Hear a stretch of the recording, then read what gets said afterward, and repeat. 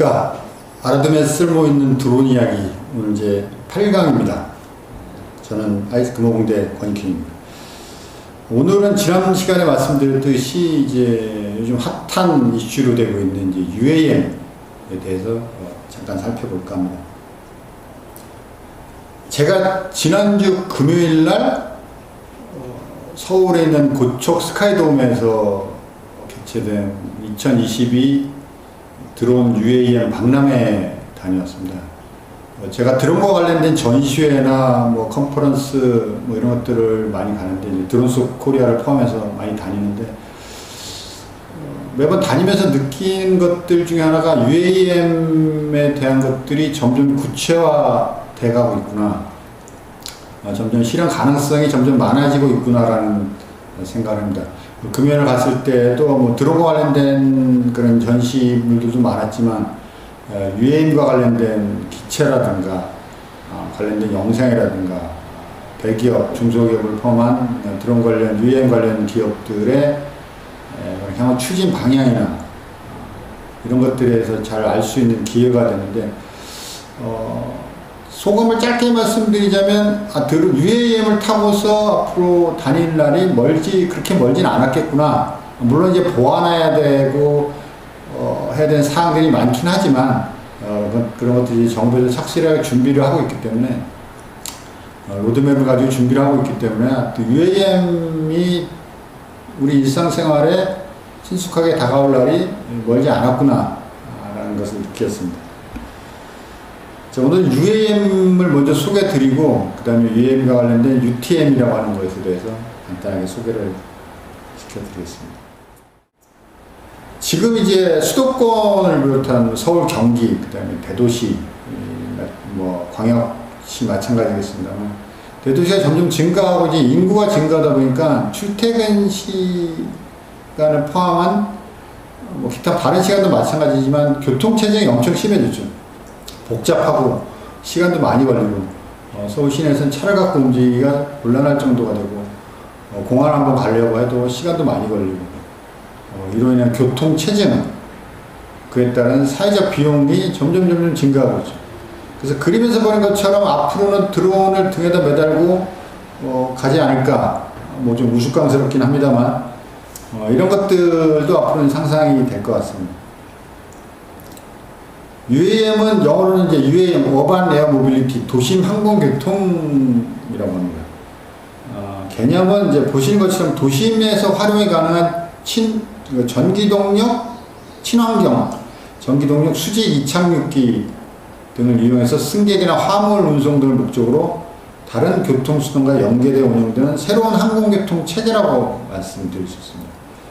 여기에는 기체 개발부터 인프라 구축, 플랫폼, 서비스, 유지보수 등과 관련된 관련 사업을 포괄하는 개념이 되겠습니다. 그러니까 UAM이라고 해서 단순히 기체만을 의미하는 것이 아니고, 물론 기체가 가장 중요하게 합니다만, 기체뿐만 아니라 UAM이 이착륙할 수 있는 이착륙장, 버티포트라고 얘기를 하는데, 공항을 이제 에어포트라고 얘기를 하듯이 이제 버티포트, UAM들이 이착륙할 수 있는 버티포트 같은 것도 중요하고, 이런 것들을 운영하기 위한 서비스를 어떻게 할 것인가, 그 다음에 이런 것들을 정비하는 유지보수 등 이런 것들을 어떻게 할 것인가, 이런 것들 다 포괄하는 개념이라고 할 수 있습니다. 기체는 이제 플라잉카라고 얘기를 하고 또 있고요. 개인용 비행체, PAV, 그 다음에 무인 비행체, 전기동력 수직 이착륙기 등 여러 가지가 이제 여러 가지로 표현될 수 있는데, 가장 큰 차이점이 이제 전기동력을 이용하기 때문에 배출가스가 나오지 않고 소음이 기존 항공기에 비해서 굉장히 적다는 점이 이제 장점이 되겠죠. 우버나 에어버스사, 외국의 회사인 우버나 에어버스사에서는 이제 UAM을 이용한 교통 핵심 계획을 연이어서 발표를 하고 있습니다. UAM과 관련된 해외 기업들을 살펴보면, 이제 미국의 조비 에비에이션이라는 회사는 21년 최초로 조비 S4라는 비행체의 비행 영상을 공개를 했고요. 독일의 릴리움사는 릴리움 제트가 운영될 수 있는 버티포트를 25년까지 구축하겠다라는 계획을 발표하고 있고, 마찬가지 독일의 블로콥터사는 2022년까지 상용화하겠다는 목표를 가지고 발표를 했는데 상용화가 되었다고 보기는 약간 아직은 이른 감이 있습니다. 해외뿐만 아니라 국내 기업에서도 해외 기업들과 양해각서 등을 체결해서 활발하게 활동을 하고 있습니다. 하나시스템은 한국공항공사께 보신 그림처럼 김포공항 주차장에 대규모 버티포트를 구축한다는 구상으로 양해각서를 체결했습니다. 지난주 금요일날 드론 박람회 갔더니 이 한화에서 한국공항공사에서 만들어 놓은 김포공항의 버티포트 조감도를 실제는 아닙니다만 실물을 축소해 놓은 모형을 실제 보고 왔습니다. 현대자동차는 이제 인천국제공항공사, 현대건설, KT와 함께 UAM 양해협력 양해각서를 체결했고요.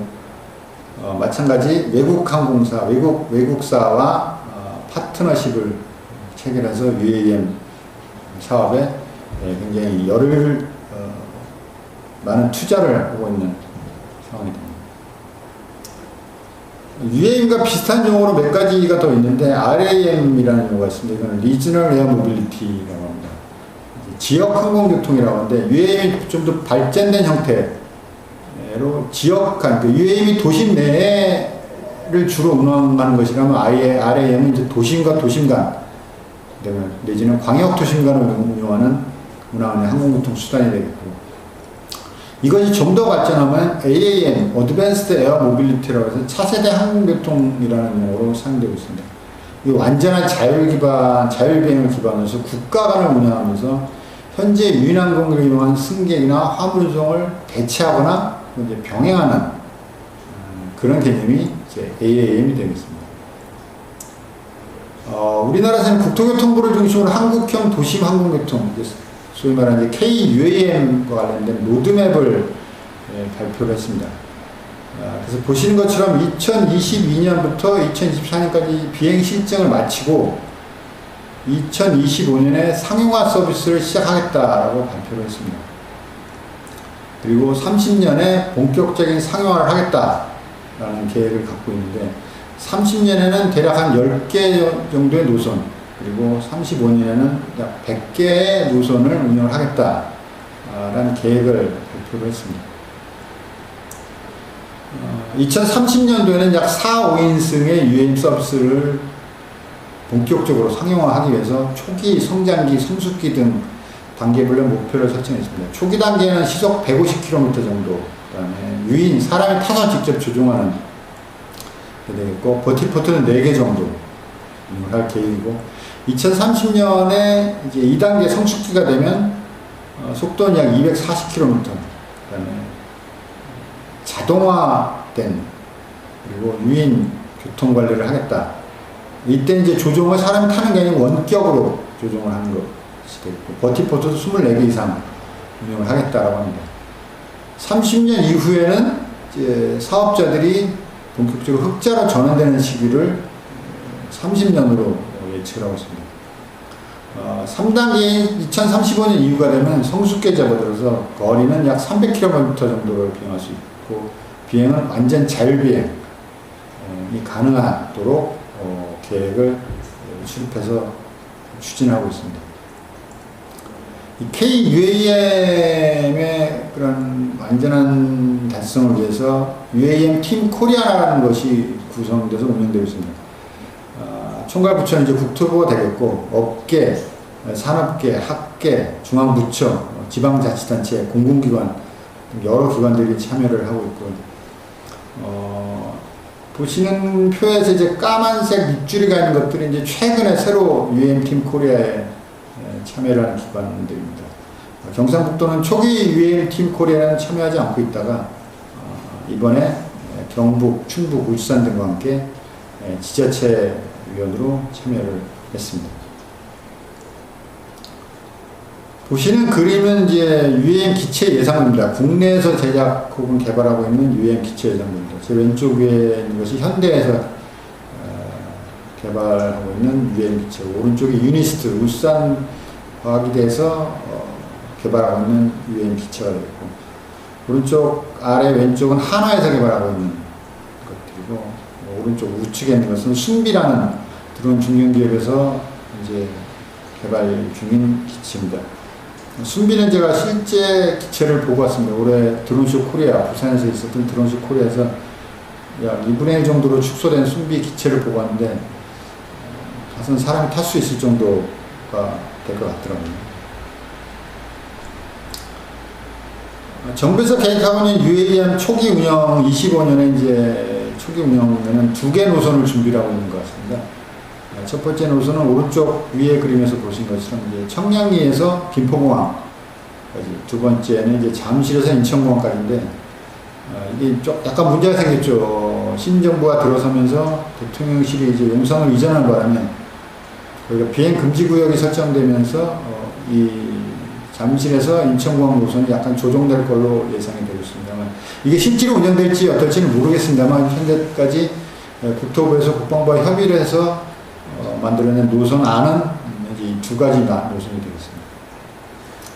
아래에 보시는 그림은 이제 드론은 UAM을 타려면, 우리 저희가 비행기를 탈 때 이제 공항에 가듯이 UAM을 타려면 어딘가에 가야 되는데, 가서 UAM 기체를 타야 되는데, 그 기체를 타고 내리는 그런 장소인 버티포트라는 겁니다. 이게 개념도인데, 여기 이제 차를 타고 가서 차를 주차시켜 놓고 드론을 예약을 하고, 그러니까 UAM을 예약을 하고 이제 보안 검증을 거쳐서 드론을 타고 또 여기서 내리고, 또 이런 버티포트가 좀 더 커진 것이 이제 버티허브라고 하는데, 거기는 UAM을 정비하든지 충전을 한다든지 이런 것들을 할 수 있는 게 버티허브가 되겠고, 버티포트는 이제 드론 3대 내지 4대가 이제 이착이 갈 수 있는 장소인 거에 반면에 비해서 드론 스팟이라고 하는, 버티 스팟이라고 하는 이제 한 대만 이제